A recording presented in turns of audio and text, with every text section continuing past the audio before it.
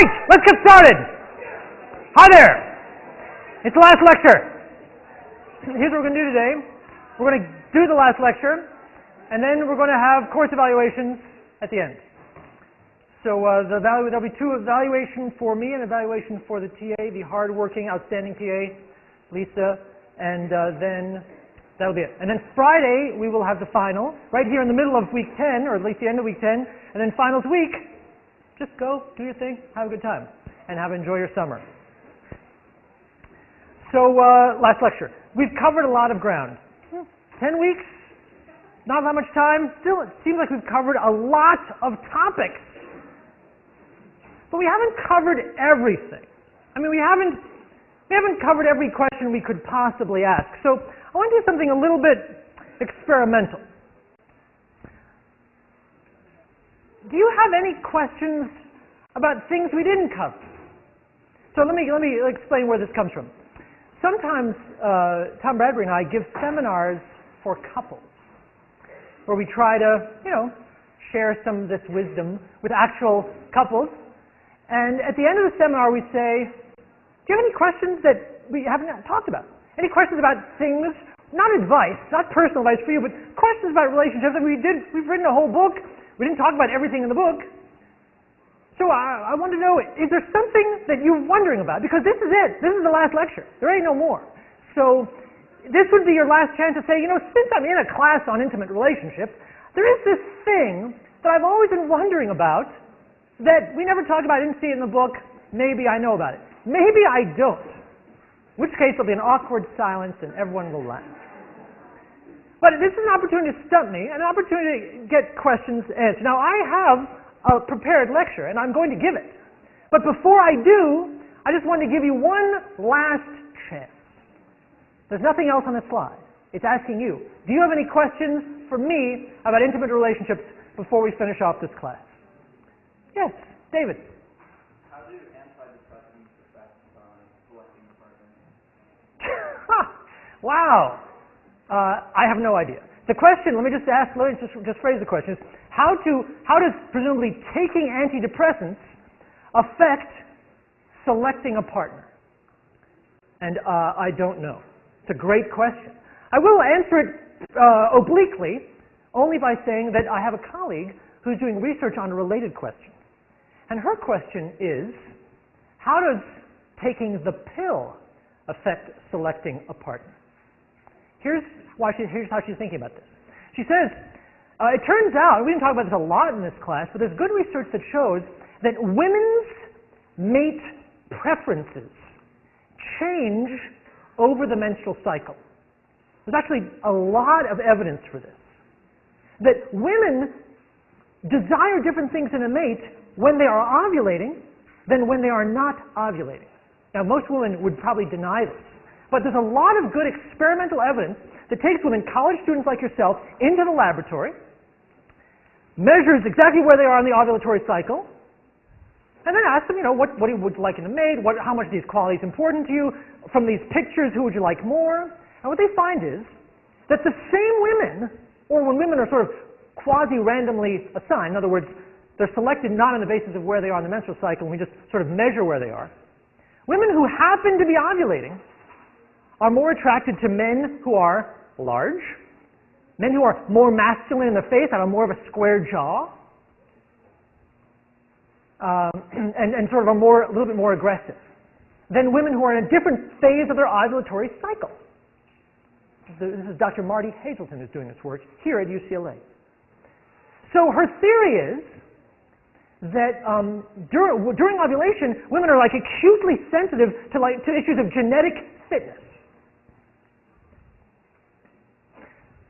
What follows there is that if you're attracted to a man while you're ovulating, that man may well be genetically more fit than other men. You might be sensitive to things that you're not even consciously aware of, like how that person smells. And there's some research showing that the smells that women find attractive when they're ovulating are the smells of men who would make actually a good genetic fit. It follows from that any chemical that you might be taking on a regular basis to prevent pregnancy that interferes with ovulation will also interfere with the ability to sense genetic fitness in a partner. It follows too that, should you then marry that partner that you selected while on the pill, and then you decide, now we're married, hey, let's go off the pill and try to get pregnant, suddenly you'll be sensitive to issues that you were not sensitive to while on the pill. And should, newly sensitive, you realize, hey, this person is not attractive to me anymore, that would be a threat to the relationship. In fact, she has shown that in the United States, this is just correlational data, but she has new analysis showing that as the use of the pill went up, divorce rates also went up. Kind of neat. The implication of all this, which is all, this is just cutting edge stuff, is that the chemicals that we take during the mate selection phase may well affect the quality of the mate selections that we do. That's not a direct answer to David's question about the effect of antidepressants, which I know nothing about, but it did give me an excuse to talk about something that I do know something about. Any other questions about things we didn't talk about in class that are related to intimate relationships? This is your chance and your final one. Micah. I know that we've addressed the fact that most couples seek tertiary prevention once their relationship is already in trouble. Is it a good idea for a couple who aren't having problems to see like a moderator or a therapist to discuss small issues? Micah's question is, we know from a couple lectures back that most couples don't seek outside intervention until they have serious problems that are entrenched and difficult to solve. So Micah's question is a value judgment that he's asking me to make, which is it a good idea for couples while they're still happy to seek out maybe a moderator or an outside observer of the relationship?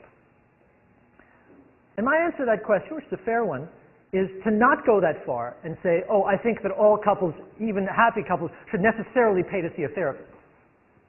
What I would say is that happy couples should make efforts to invest in the relationship in ways that will help them stay happy.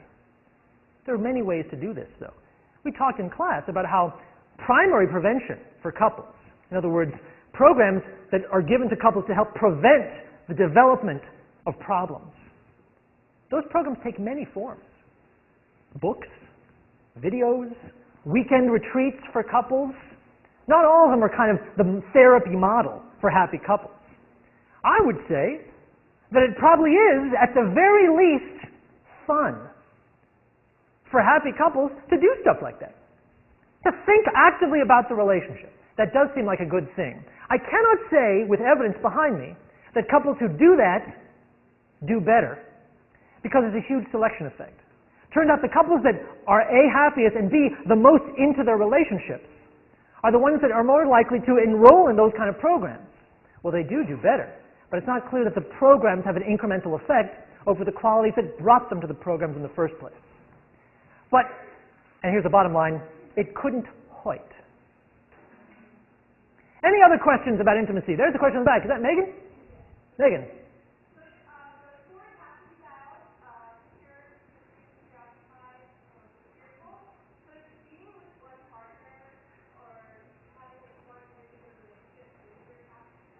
Megan asked a question about attachment theory. And Megan says, can being with a really good partner change your attachment style? Presumably, Megan asks, if you have an insecure attachment style based on parental experience or experiences in other bad relationships, can finding lucky you, the right partner, and being with that partner for a long time and having experiences of that partner being there for you when you need that person, can that actually change an insecure attachment style into a secure attachment style? Did I get your question right, Megan? The answer to that question is actually, I think, a pretty well-documented yes, it can. I've participated in some of that research where we show that attachment styles and attachment models, particularly in a given relationship, can change over time. In a relationship that is satisfying over the long term, people who start out as insecure can become secure with their relationships. You might imagine, what would be the process? I think the answer is the process would be the experience of needing someone and that person being there. That would be a powerful experience of being vulnerable and having someone protect you. That we talked about sort of these relationship tests Well, those would be the moments when relationships are tested. Relationships that pass that test do have the power to change enduring attachment styles, and there's good evidence for that. Other questions? I've never done this before, and it's really fun, at least for me. What's your name? Laura.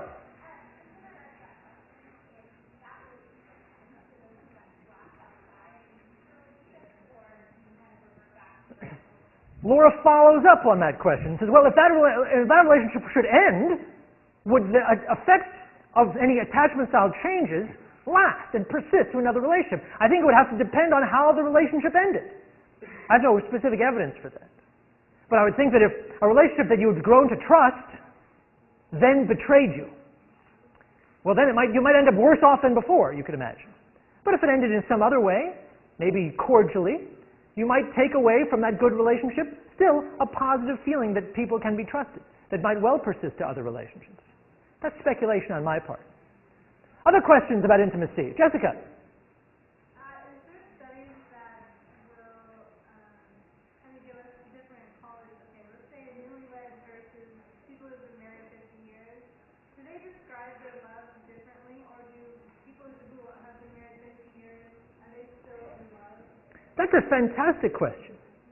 And there's a couple different, people have tried to do studies of that. And it's something we absolutely didn't talk a lot about in this class. So I'm glad you brought it up. The question is, to rephrase Jessica's question, do we know anything about the way the quality of love between intimate partners changes over the life course? When newlyweds say, oh, I'm in love, is there something different about that love than there is about couples who've been together for 50 years who say, oh, I'm in love with the same partner 50 years later? Are those the same love or different love? Well, there's some controversy on this point.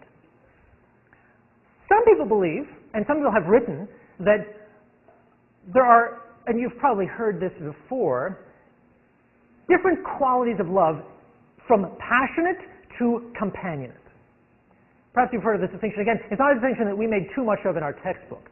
But the idea being that when couples first get together, they're experiencing passionate love, a very emotionally aroused, very erotically charged, very emotionally intense desire to be with each other all the time. Passionate love. And some people have written that over time, passionate love tends to fade. And if you're lucky, it's replaced by what they call companionate love. A feeling that the other person can be depended upon, a feeling of enjoying the other person, of relying on the other person, a comfort with the other person.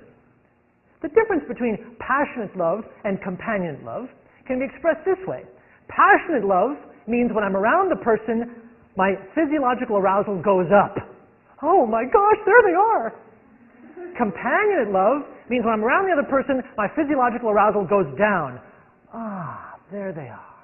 You see the difference? And for many, many years, that was the model, is that you start out with the passionate arousal of love, and then to the relaxed comfort of love, both of which are quite rewarding in their way. Recently, though, I'm aware of data that calls that progression into question. There's a couple of kinds of data that calls that progression into question. One is that scores on passionate love and companionate love scales tend to be highly correlated with each other. In other words, people who say, oh, I feel so much passionate love for my partner, also say, I feel a lot of companionate love for my partner. So they don't actually, it's not that you have one and then it's replaced by the other. People tend to have both. And it's possible to say, oh, that person really arouses me, and I also feel comforted and nurtured by them. They're not mutually exclusive at all. More interesting is research by a fellow named Art Aaron, who comes up a lot in our textbook because we love him. He's just a smart, great guy, and he's also funny. And the point about Art is that he has done some work with brain scans. And what he does is he takes newlywed couples, not just newlywed couples, but newlywed couples who report high levels of passionate love, and he puts them in the scanner. And he says, think about your partner. Thinking about my partner. And it looks at what parts of the brain light up. And then he takes people who've been married for years and years and years, who also report love for their partner. And he puts them in the scanner, and he says, thinks about your partner, and they say, I'm thinking about my partner. And guess what? The exact same parts of their brains light up. And now, that's the end of the data, but he interprets that to mean that at least it's conceivable and possible that couples who've been together for 50 years or more are feeling the exact same emotions that passionate newlyweds are feeling. Leo.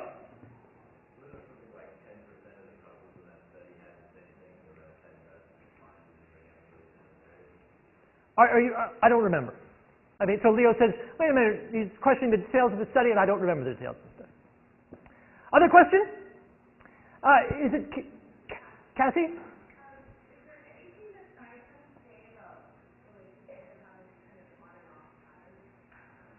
Okay, so Cassie says, what does science have to say about relationships that have an on and off pattern? First of all, let me see if I understand what you mean by an on and off pattern. You mean a relationship where you break up, but then you get back together, and you break up, and you get back together? My friend Kent had a relationship like that. I shouldn't say his name. But yeah, we know people like that. So you know a couple like that where they keep breaking up, but they still end up together, and they get together, and they think this time it'll work, and they break up. Science has two things. I know of two kinds of data that bear on that kind of phenomenon. Here's one. One is the thinking of a fellow named Kurt Lewin, the godfather of social psychology. And Kurt Lewin had this to say about the force of negative and the force of positive things. What he said is this. An object has elements that attract us and elements that repel us. You can imagine a relationship might have elements that attract us and elements that repel us. And he says, and those forces get weaker as we get more distant from the target, from the source. But, he said, the force of negative weakens more quickly than the force of positive. What does that mean? Let me translate that into English. If you've got a person that gets inside your skin and drives you a little bit nuts, there's things you love about that person and things you can't stand about that person.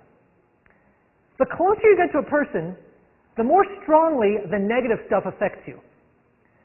But as you get farther away, then the power of the negative weakens, but the power of the positive stays stronger at a greater distance. So when you're close up, you're like, oh, you irritate me, I must leave you. And when you're over here, you're like, oh, but you do have that cute thing that you do. It's harder to remember the negatives when you're far away, at least in that perspective. So that kind of, to the extent that he's right about the effect of distance on positive and negative forces, that would partly explain some people who are trapped in this approach avoidance kind of relationship. But there's another line of data that bears on that phenomenon, and it's from attachment theory. And it says there are certain attachment styles that are more likely to find themselves in that kind of relationship. And what attachment style do you think it might be? Not secure. But insecure. In fact, specifically the sort of anxious, ambivalent, now known as preoccupied attachment style. The idea being that being with you is intolerable. It's too irritating, we don't get along, but I can't let you go. I can't actually just let you go because I'm preoccupied with you. There's some part of me that needs to win you over somehow. That approach avoidance conflict is more likely to happen in people with insecure attachment styles. People who are secure, they'll think, I can be loved, and the world is lovable, will go out and find someone that they can get along with better, and they know that they're comfortable that they'll do it. On and off relationships tend to happen between people who have some doubts about one or the other side of that equation. Either, maybe I'll never find someone that I get along with as well as I get along with you, even though we don't get along that well. So attachment style has been linked to that phenomenon as well. Daniel. Are there any implications for studies done with being friends first? Any studies done about being friends first? That's a great question. So Daniel's like, what about, does it affect how a relationship develops if you were friends first? Boy, you'd think it would. I'll tell you the short answer is I'm not aware of great research on that topic. It may be there. I'll tell you also that in my own data on newlywed couples, every single study I've done, and I've done, I don't know, plenty, I always ask, were you friends first? And I've never analyzed it. So it's waiting. The data are there, right here in my back pocket, but I don't know the answer yet. Now I'm going to go back. I have to go. Daniel, you've lit a fire. What else you got? What else you got? Micah. I have two questions, one of which relates to the last one, which doesn't really. So can I ask both? Ask one and we'll see what happens. In the class, I read in the text, I think we discussed in class too, how as people age, as in the older population, the term that was used to describe these people's emotional capacities is that they were emotional experts. And I really like that term. And my question is, what can a young person do to become an emotional expert more rapidly? Well, what can you do to become an emotional expert? What can you do to be good at relationships? Well, I don't want to be flip, but I think that this class contained a lot of wisdom along that score. That paying attention to the issues we've talked about, the sort of behavioral, cognitive, emotional, individual, and contextual issues, that's probably a good step. In fact, to be even more flip, I would say taking this class is probably a step in the right direction. At least I'd hope that it would be. But I mean, there was too many detailed things that I think are part of emotional expertise. But another part of emotional expertise is simply recognizing that not everything is in your control.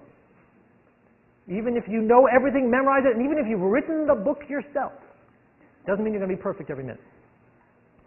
Let me get someone else's. Anyone? Was there a question? Melissa? Yeah, I have a comment on that. A comment? Yeah, on what he just said is that I'm in a relationship, I live with my boyfriend, and Actual relationship experience speaking here. and I've been trying to apply these things to my relationship, and it's been really working. So I would call that a testimonial. So Melissa says that she's actually been trying to apply techniques and thoughts from this class to her relationship, and she discloses that it seems to be working, and obviously I couldn't imagine a more flattering and pleasant thing to hear. Thank you for sharing that, Melissa. You know what, let's keep going. What's your name? What's your name? Elise. Elise. Is there a difference in relationship satisfaction between couples that have kids close in age versus far apart in age? That's a good question. Elise asks, does it affect the parents' relationship, does the distance between their children in age affect the parents' relationship satisfaction? I don't know. I really don't. It's an interesting question. It seems easy to measure, but I am not aware of data on that topic.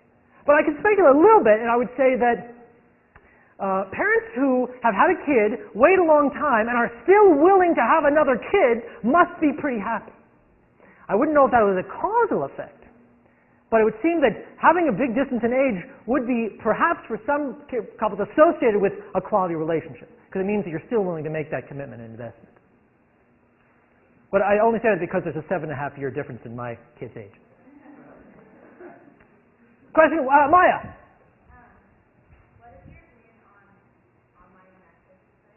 What is my opinion on online matchmaking sites? Well, that's a fair question. And since this is being recorded, then I will delicately say, let's think about it. So what does an online matchmaking site promise?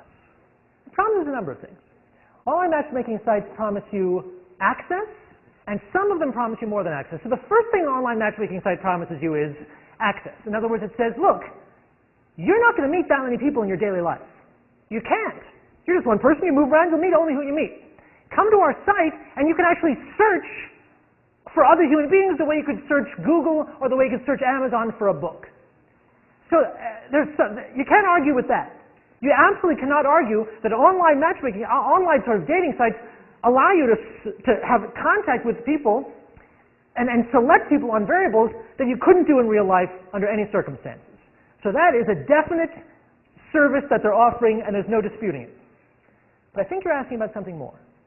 I think you're saying some sites promise more than that. They say, we're not just going to give you access, we're going to actually set you up with people that are scientifically chosen. I'm revealing a little bit of my own bias here. Scientifically chosen to be good matches for you. Well, that presumes, of course, that science knows who's a good match for you. Now, Tom gave you the attraction lecture, and I did not. But what we know about attraction is that it's a mighty complicated thing. Now there's an assumption that online matchmaking sites make, which is this. The success of a match is primarily a function of how qualities of you match with the qualities of a potential partner. That is the assumption, because that's all they can work with. All they can do is ask you questions, measure your qualities, and match you up somehow with somebody else's qualities. That's all they can do. They don't know how you interact. They don't know anything about your tastes or your personal history except what they ask you. And all they can do is match your profile to somebody else's profile using some algorithm. That's all they can do. Well, research shows that matching between people's qualities gets you pretty far in terms of predicting whether they'll actually end up in a good relationship, but it doesn't get you that far. Which is to say that what makes for chemistry, what makes one individual actually feel romantic chemistry with another individual is not very strongly predicted by individual qualities of the two individuals, by specific qualities or matching on the qualities. It helps. It's best to be similar. But once you get into a room full of people who are all similar and above threshold on, reasonably attractive, reasonably socially skilled, what actually makes for the chemistry that makes you want to date this person, not that person, doesn't seem to have anything to do with qualities of the people. If that's true, then online matchmaking sites, which can only rely on individual qualities, will get you this far, but there's going to be this, wide canyon between preventing them from predicting really well who you're going to match up with. That said, our babysitter went on eHarmony looking for a husband and found one 6 weeks later, and they're getting married this summer. So that wasn't an opinion, but that was sort of a description of how research on attraction and mate formation maps on to what online matchmaking sites can do and what they can't. Question. What's your name? Whitney. I can handle it.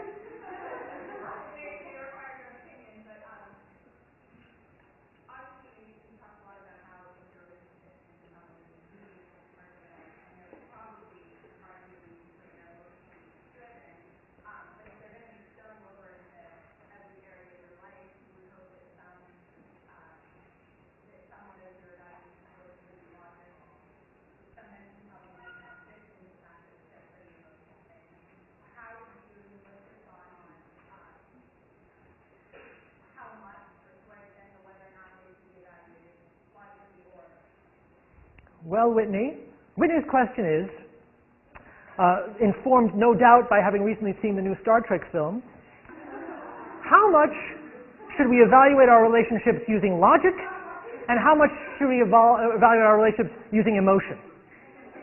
Given how important they are, relationships are indeed emotional, and yet they're important, so maybe we should use logic. I will answer in a way that may disappoint you, but I have to reject the emotion versus logic dichotomy.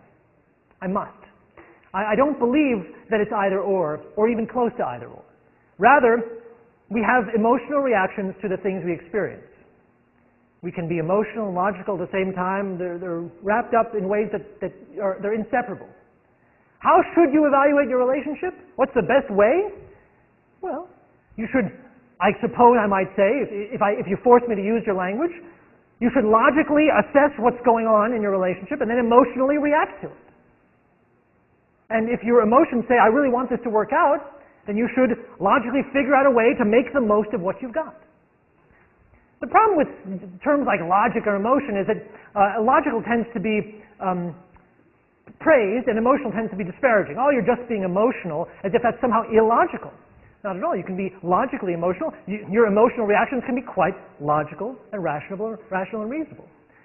So I think it's a mistake to try to separate or choose one or the other, but rather to say you want to know how you're reacting emotionally in the moment to what you are really experiencing in the relationship. Someone who hasn't, Marianne, you haven't asked one today. Okay, so thanks to class brainwashing me, I'm just kidding, I learned a lot from the class, but now I'm trying between whether opposites attract or not. Now, according to the class, it says, the more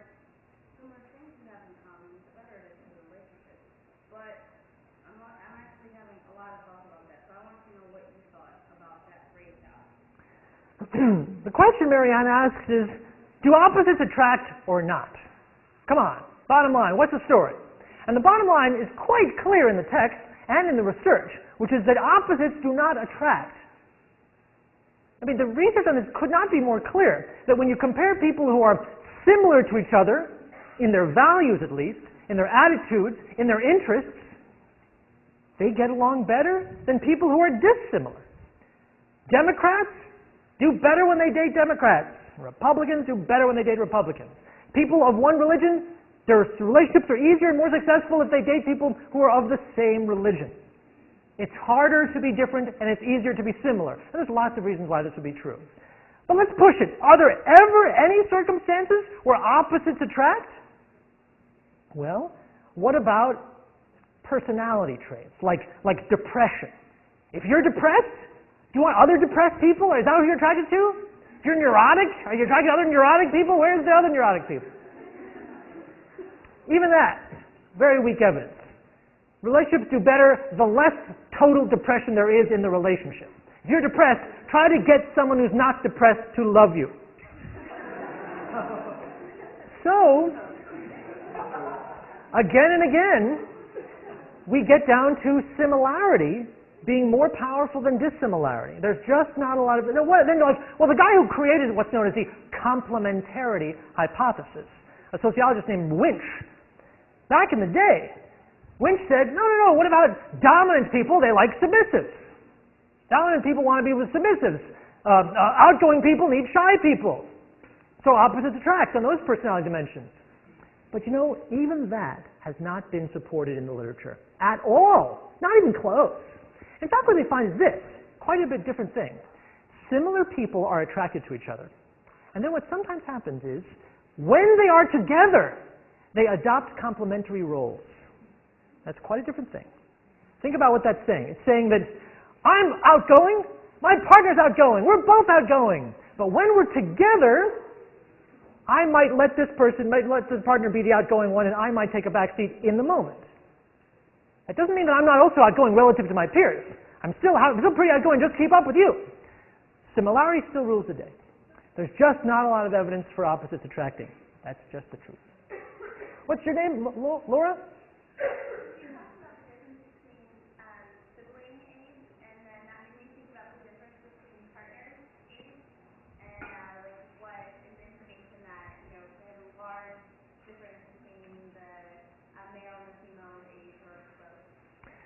What are the effects of partner age differences on relationship outcomes? There is literature on this because it's an easy thing to study, especially with respect to divorce. I mean, the census has exactly age data and exactly divorce data, so it's really easy to study. A lot of that work's been done in sociology. I'm not expert in it, but here's my best recollection of that data. Age differences, it's basically much less threatening to the relationship if the man is older, for evolutionarily psychological reasons that are not hard to discern. So the idea being that divorce rates are not as affected by men being older, but they increase when women are older than men. That's the best I can do. Now the question is it best to be, do you want to be close in age? Is it really threatening to be wide in age? I don't know. And the reason I really want to say I don't know is because I'm sure there's good data on it, and since I don't know it, I don't want to misspeak. It's a good question. Stump number 2. Gotta look that up. What else you got? Sarah.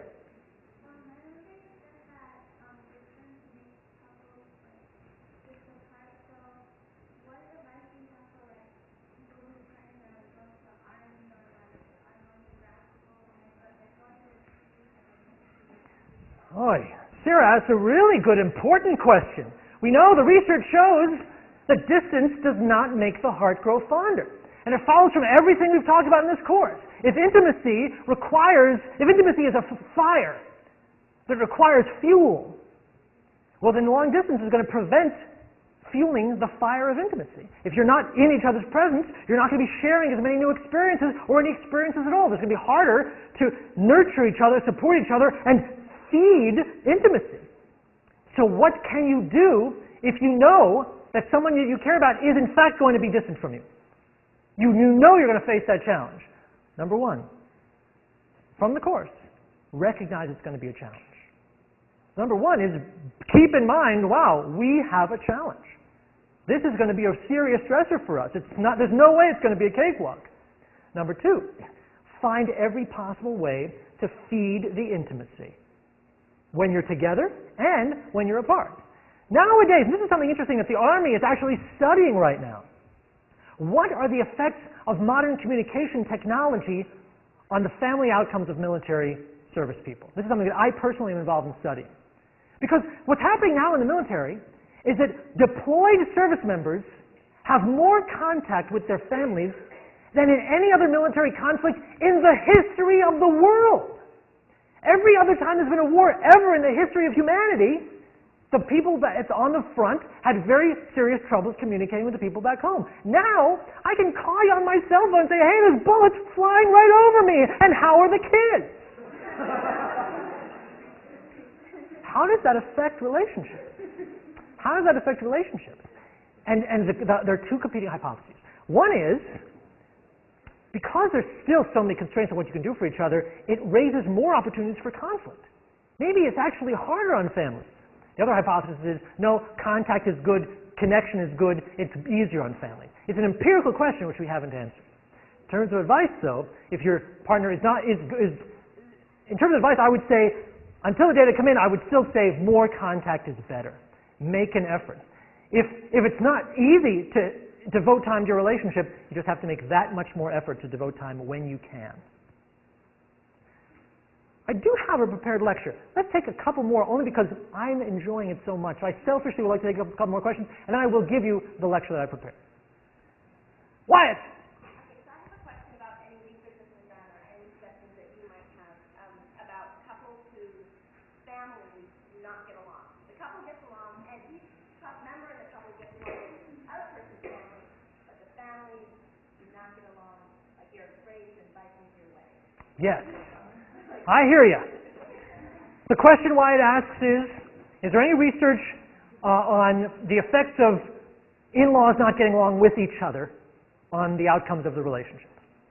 And there's research that touches on this, and it's actually described in chapter 13 a little bit. Basically, there's an effect, and it's not hard to intuit. That's bad. Basically, the more discord there is within the social network of the couple, the harder it is on the couple. That's just more opportunities for stress.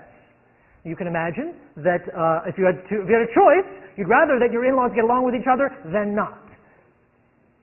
That said, in this kind of situation, now I'm leaving the research aside for a moment, you can imagine that there are two different ways that the couple itself could react to this discord that will be very, very impactful on the relationship outcomes. One possibility is that the couple allows the discord in the in-laws to become a source of discord in the couple. In other words, how are you going to manage your mom to make sure she doesn't make a scene at Christmas this year? Versus, how are we going to manage your mom and the fact that she doesn't get along with my dad? What happens in this kind of situations where the in-laws don't get along is there's a tension within each individual in loyalty. Who's your priority? Your partner or your family? Because this is a situation where those things are now in conflict. There will be cultural differences in how people respond to this. And big ones that I think are imperfectly understood. In Western culture, where there is, and only in Western culture, where there's a clear value to sort of establishing your own family, relationships seem to do better when people clearly say to their partner, my priority is you. But that may not be true in other cultures. In fact, I think it may not be true in other cultures. So the short answer to your question is, conflict is not a good idea. Then the question is, how do you handle it? Try to be a team with your partner dealing with your family, rather than let the family conflict become an issue between the couple. That's my response to that. Anything else that we didn't cover? Lucas. Yeah, with our studies that show that poverty being such an impactor on relationships and with high divorce rates, are there studies that look at the resiliency of couples and how they adapt, and how is it that in really well some areas they have a good and happy family? What is it that they're doing different? Lucas is asking a good question. He says, if we know that poverty is bad for relationships, and it's super bad, But not all relationships in impoverished populations do poorly. Is there any research anywhere in the country going on that's looking at the resilience of low-income marriages? That's looking at low-income marriages and saying, what are the sources of success in that population? Because surely that would be important research. I'm doing that research. It's just getting started, though. I'll let you know how it goes. But I currently have 2 grants from the federal government, National Institute of Child Health and Human Development, to study exactly that question. Lucas! How'd you know? It's like a connection. Camille Claire. We talked about how marital counseling is okay. Premarital counseling is better. We didn't talk about individual counseling. Ah. Are there any studies on that in high-risk relationships? Camille Claire asks, we talked about, she says, look, couples counseling has certain effects. Premarital counseling has certain effects. What about individual counseling? What are the effects of individual counseling on relationship outcomes? It's a fantastic question. It's been studied extensively with respect to depression. So the issue is, depression and marital distress go hand in hand together. They're very closely related, especially for wives. For wives who are depressed, they're unhappy with their marriages. And wives in unhappy marriages are at high risk for depression. The question is, if you've got a person who's depressed and in an unhappy marriage, what's the best thing to do? Do you give them individual counseling and hope the marriage improves? Or do you give them marital counseling and hope the depression improves? I know there is an answer to this question, and I hope I get it right. And Tom, as a clinical psychologist, would know it off the top of his head. But as a social psychologist, I'm going to try to remember this. The answer differs for husbands and for wives. For wives, let me get this right, couples counseling improves their depression. But individual therapy without couples counseling isn't so effective because part of the depression is so a function of the marriage. For husbands, it's reversed. Husbands who get individual counseling for their depression, their marriages improve. But without individual counseling for their depression, couples counseling doesn't do such a great job.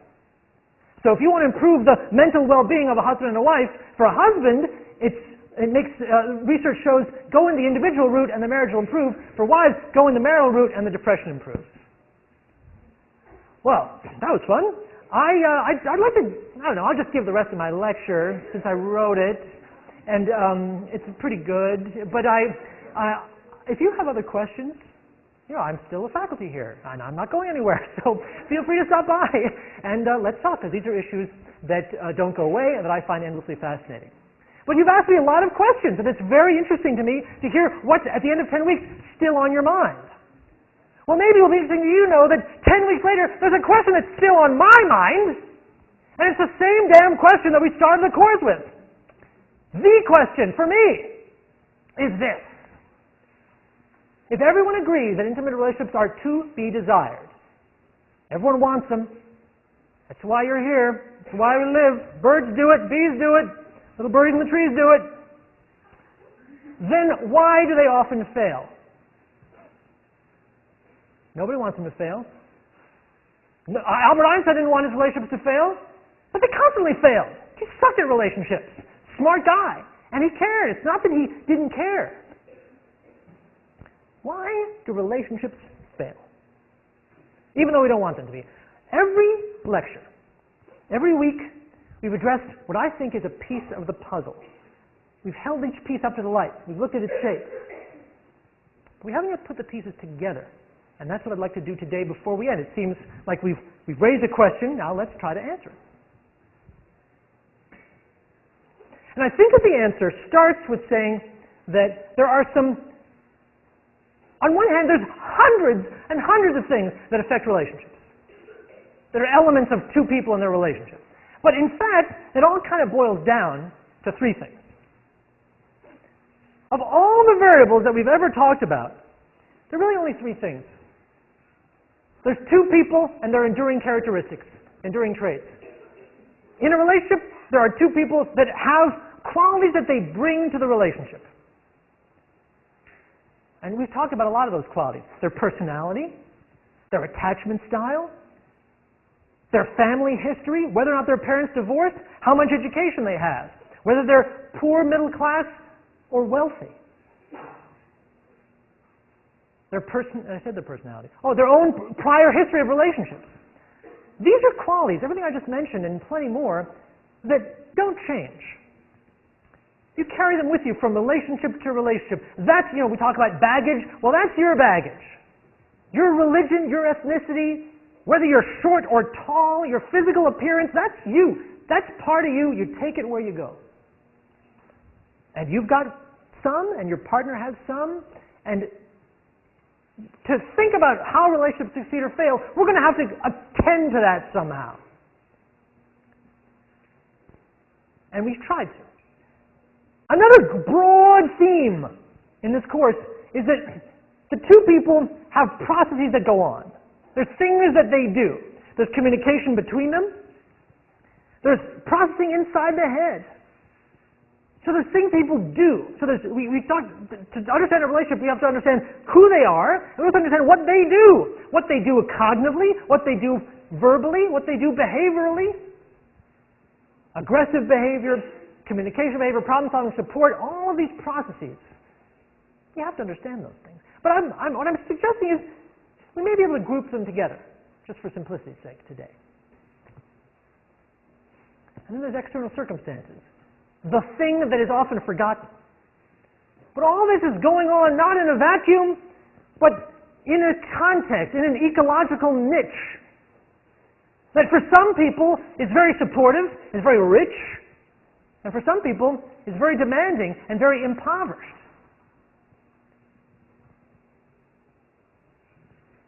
Well, first of all, I propose that every single thing that has ever been studied with respect to predicting relationship outcomes is one of these things. Now, all the different enduring traits that have ever been studied, they probably have different effects, but there may be something to gain from thinking generally, how do all of them as a group affect relationships? And the same way, there's plenty of adaptive processes, but there may be something to be gained from saying, well, how do all of them as a group affect relationships? And the same with external circumstances. So, our goal, we said, well, these are the things. There ain't nothing else. And if these are the things, then how do they fit together? How do they fit together to create the machine of relationships? Well, let's build it. Let's put the pieces together. We haven't so far, but let's do it today. And the first question we said is, what is the engine of change? In this machine, this theoretical machine that we're going to build, what's the engine of change? Well, think about it. We've talked in this course about where does change come from most directly. Change, ultimately, we said, everything that affects relationships must do so by affecting the interactions between the partners. That's where people touch. I mean, touch conceptually. I can think about you.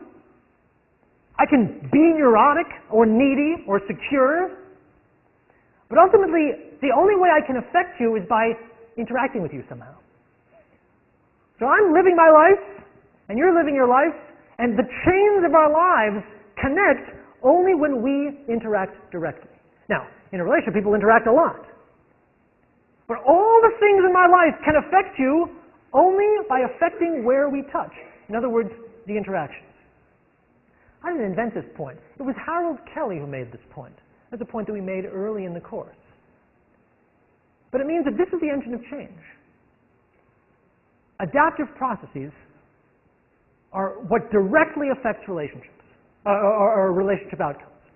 If the adaptive processes are good and effective, then we're happy and we can stay happy. If the adaptive processes are maladaptive and ineffective, then we're not so happy, and we might even get less happy over time. The engine at the middle is how these processes go. That's what's either adding another brick to the wall of our satisfaction or pulling a brick down from the wall of our satisfaction. So that's got to be in the center. But what we said in this course is that answer by itself is incomplete. Did I ever quote for you Rick Heyman? Rick Heyman is a clinical psychologist, a behavioral psychologist, and a really super smart and nice guy at SUNY Stony Brook. And he said this, in talking about behavioral models of marriage. He said, saying that a relationship, I must have quoted you this because I love this quote. Saying that a relationship failed because the couple couldn't communicate well is like saying that the patient died because his heart stopped. It's true, but it's also meaningless. It doesn't tell you what you want to know. The question isn't, oh yeah, the heart stopped. The question is, well, why did the heart stop? And for us, it's easy to say, yeah, well, bad behavior is going to be bad for a relationship. Blaming your partner, raising your voice, physical aggression, yep, that all sucks. But the question is, where does that stuff come from? Why do some couples adapt effectively and other couples don't? That's a crucial question. It's been a crucial question for all of us. Well, I mean, it's been a long course, 10 weeks, but ultimately, the way that we answer that crucial question is pretty straightforward. There are two reasons why people might adapt, might interact with each other more or less effectively. One is characteristics of the partners. Some people have enduring traits, or they bring baggage to the relationship that makes it hard to adapt effectively. Like insecure attachment styles, like parents who divorced, like a history of child abuse, like being a drug addict. All of these are traits that would interfere with effective interacting with the other partner. Some people bring characteristics that enhance your ability to adapt, like a lot of education, like a secure attachment style, like a low neuroticism score, like having been loved very well in your past by peers, parents, and partners. So that's one important answer to where this ability comes from.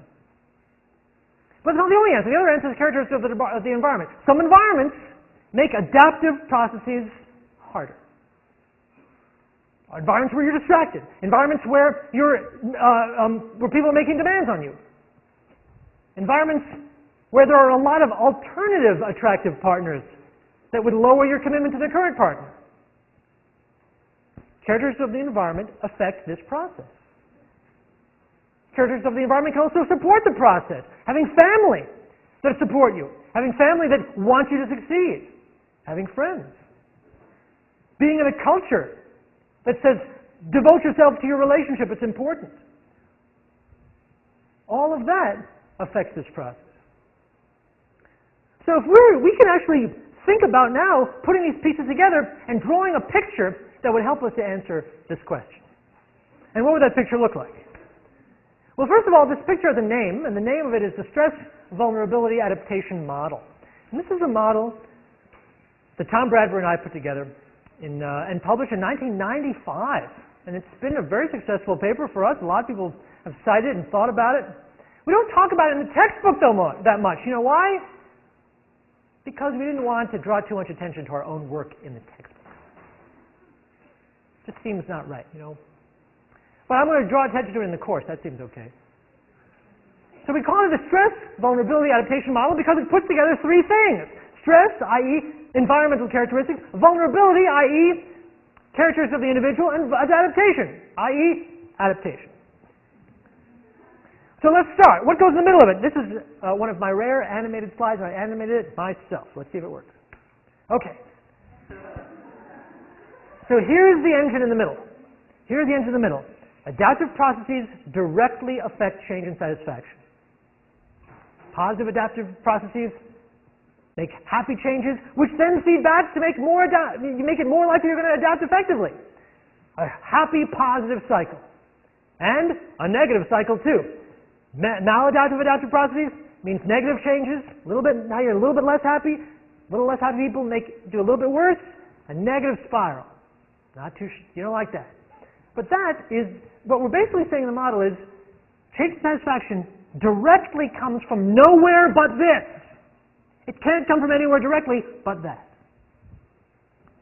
And of course, change in satisfaction is one predictor of whether you stay together or break up. When satisfaction declines, people are more likely to break up. Satisfaction that goes up or stays high, people are more likely to stay together. Now we know from social exchange theory that that's not the only predictor. There's also, look at that. Barriers and alternatives get in the way here. So this is a direct predictor of staying together or breaking up, but there's also, if you can't leave, if there are barriers, if there's no alternatives, well then even change in satisfaction won't lead to this. So this gets in the way. And that's from social exchange theory. In this course, we've talked about this a lot, but conceptually, theoretically, this is the puzzle. This stuff's not so puzzling. Unhappy people are going to break up unless they can't. Makes sense. Happy people are going to stay together unless there's a really attractive alternative that's even better. That's not a mystery in my mind. The mystery is you're happy, you want to stay happy, where does it go wrong? Well, the answer is you're happy, but then the process is not very satisfying. And then the question is, well, where does that come from? And we came up with some answers. It comes from enduring characteristics, comes from external stresses. You notice there's 2 arrows here, and only 1 arrow here. It's because we're saying adaptive processes can change the way your stresses work. Stress comes out of nowhere and affects your adaptive processes. You can't control it, but you can affect it. If you adapt effectively, maybe it lowers your stress. If you adapt poorly, maybe it raises your stress. Some people have said, well, why don't you have an arrow here too? If you adapt poorly, it can make you insecure. If you adapt poorly, it can make you, a depressed person, where you weren't before. That's true, and you can put an arrow there if you want it. But I think that there's a much stronger effect in this direction. Because we really want to say, this is who you are. It's not changed. The parts of you that cannot be changed have a big effect on this. And then we've also added that. So we're starting at the beginning. You have initial satisfaction. You are happy. Congratulations. You're feeling what people want to feel. You're feeling what Romeo and Juliet felt. You're feeling what life is about in many respects. That feeling. The feeling that, I'm not alone in the universe. I have a connection. There's someone who, A, loves me, and B, I love. There's someone who is part of my team, is on my team, and they chose me. They don't have to be nice to me because they're related to me. No, they chose me and I chose them. We chose each other. Miracle. You're feeling that. Good for you. That's a great thing to feel. That's why we're here. What's going to happen? Well, this is going to be immediately affected by your enduring characteristics. Some people can hold on to this feeling more than others. They're just by disposition. Some people are going to have more demands on them than others because of their environment. But generally, all 3 of these things are going to affect how you adapt at the beginning of a relationship. And remember, we had newlyweds in our lab. They're all pretty happy, but they don't all adapt effectively. Their happiness, all narrow, adaptive processes, wide range. And the machine is off. Let me give you an example of how this plays itself out. There's some interesting implications of this model that aren't immediately obvious. And basically, the implications look like this. The effects of any pair of these bubbles on each other will themselves be shaped by the other bubble. What do I mean by that? Here's what I mean by that. Think of an enduring characteristic like depression. On average, I've told you a number of times, depressed people have weaker, less adaptive processes, or less adaptive processes. Depressed people have more trouble resolving conflict, more trouble providing social support. But let me ask you this. Of all the depressed people who get into a relationship, who's going to have the best chance? And who's going to have the worst chance? Of all, once you've got a bunch of people who are depressed, well, the answer to that is down here. Of all the people who are depressed, the people who have the worst chance are the people who also have a lot of stress, because they have a lot to adapt to. On the other hand, of all the people who are depressed, the ones who have the best chance are the people who have the most supportive environment. If you're depressed, you're not doomed, but you're in much better shape if you also have strong family that support you, resources, good education, decent job, access to counseling and therapy. The kind of stress that you have moderates the effective enduring characteristics on adaptive processes. That's not totally obvious, but there's a lot of research that shows that it's true. In the same way, stress, on average, bad for adaptive processes. But when General Motors closes an auto plant, putting 8,000 people out of work, as they're about to do, and there'll be a lot more than 8,000 people that lose their jobs. That's a stressor. A lot of them are married. Which ones will do the worst? Which ones have the best chance of surviving in terms of their relationships? Look up here. The model says, when a stressor hits a community of families, the families that do the best are going to be the ones that have the most enduring strength, the most personal strength. And the ones who are going to be the worst off when the same exact stress hits are the people who are already depressed, the people who already have problems with alcohol abuse, the people who already have had problems in their childhood, parental divorce, childhood traumas. Those people will suffer the most given the same external stress. Now we're getting somewhere. Now we're getting somewhere. Because we're trying to understand, okay, a relationship. It starts off happy. How does it succeed or fail? Well, let's have an example. Okay, let's give an example. I mean, let me tell you a story, and we'll use the model to explain the steps of the story. Okay, here's the story. Let's imagine we've got two people, a man, Mario, and a woman, Julia. Mario and Julia. Okay? Mario, what do we know about Mario? His parents stayed together, but were quite domineering. He grew up with a bit of a sort of a rebellious streak that many women found very attractive when he was a teenager. He doesn't like to be told what to do. He's very independent. He's a little bit impulsive. His personality is that he's quite an impulsive guy. He wears a leather jacket. He rides a motorcycle. And he meets Julia, whose parents divorced, and specifically her father left her mother when she was a young kid. So she was raised by a single mom who had a series of boyfriends, and they were never around. And so she was always looking for sort of a strong male figure in her life. That's something she just happened to always be lacking. They meet, and it's love. She thinks he's the coolest, most awesomely masculine guy ever, and he thinks that she's pretty and sweet, and they take care of each other beautifully, and there's all sorts of romance, and he drives up under her window and climbs up the trellis and gives her roses and all the things you'd want young people in love to do. And they're very, very happy. And they actually meet in high school. They're both actually still living in their parents' homes. Not a lot of stresses on them in high school. They're being supported by their families, and they're working at the mall. Doesn't matter. Not a lot of external stress. So, how are their adaptive processes at this stage of the relationship? Well, they're pretty good. They don't have that much to adapt to. They don't have that many big decisions to make. And when they fight, they do fight like cats and dogs. But the makeups are great. So what happens? What happens to this young couple?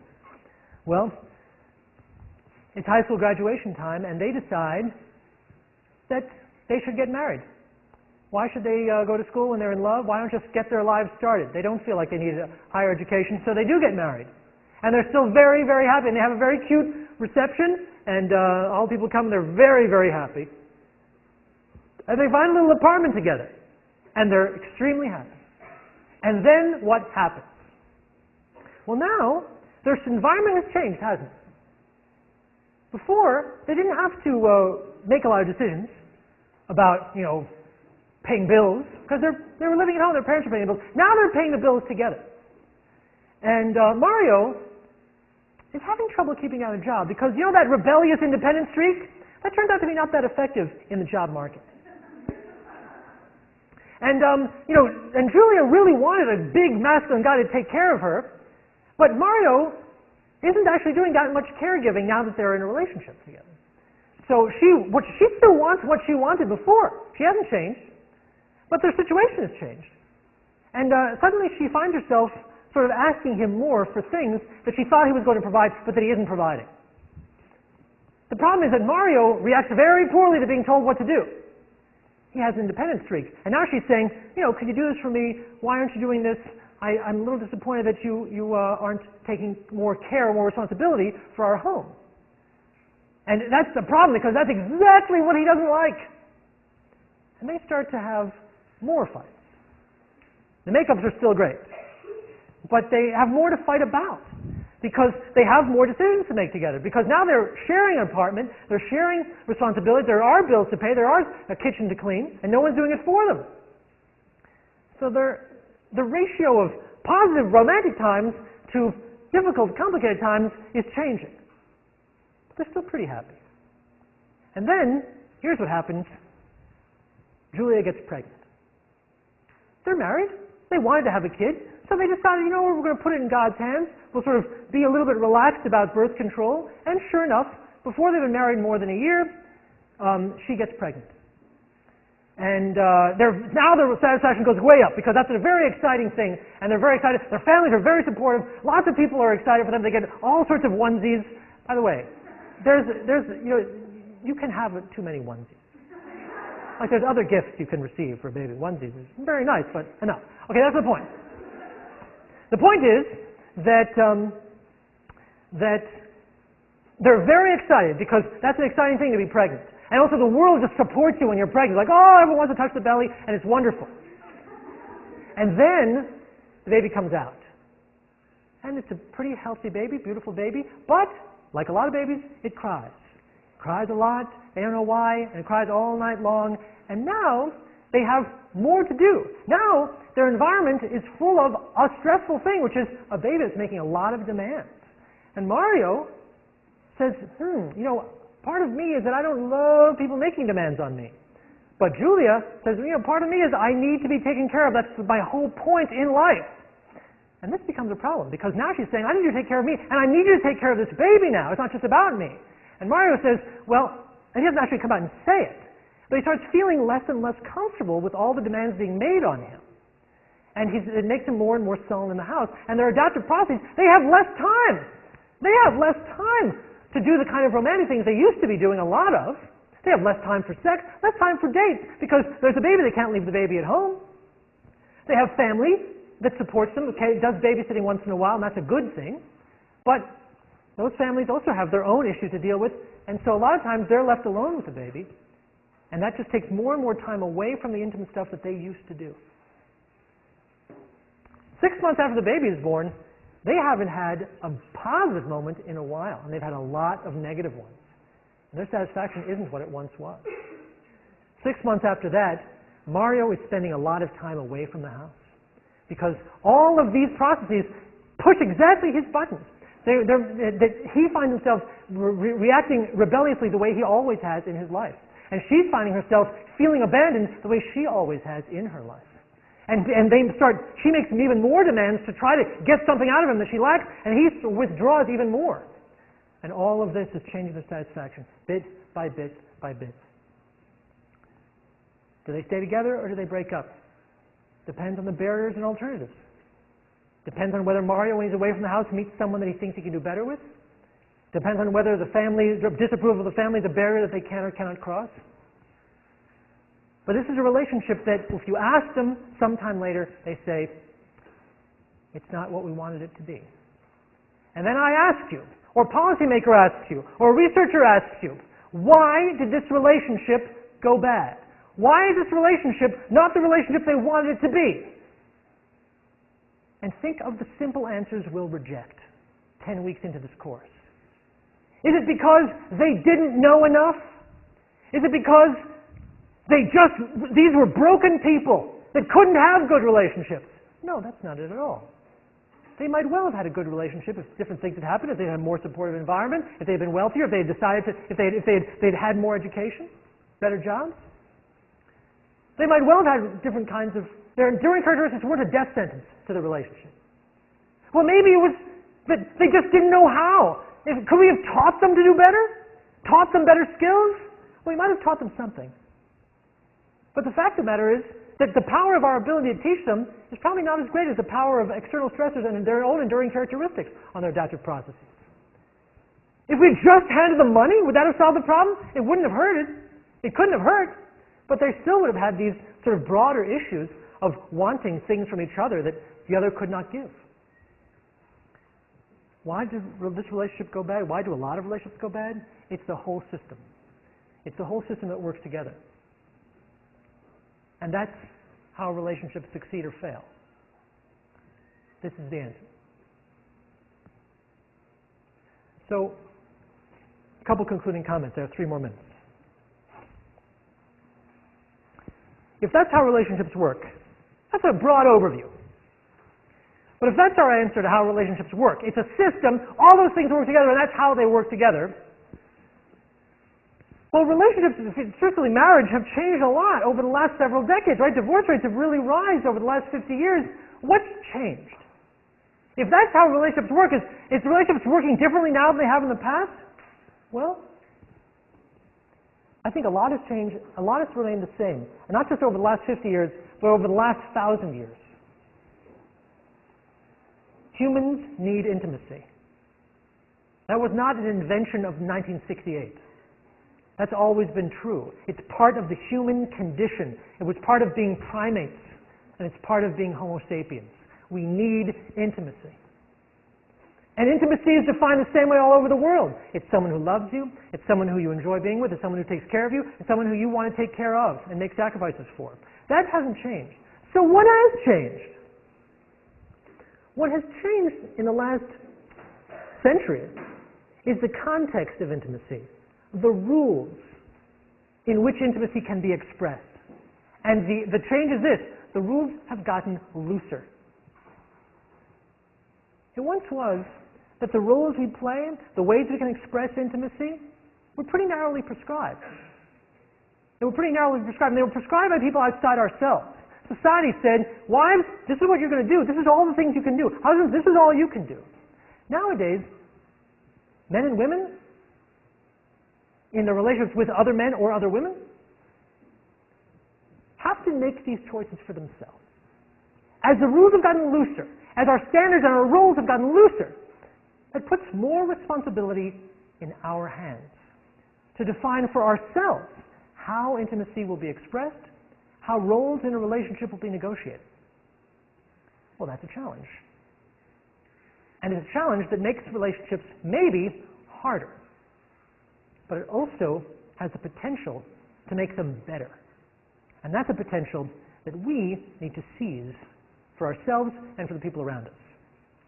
And that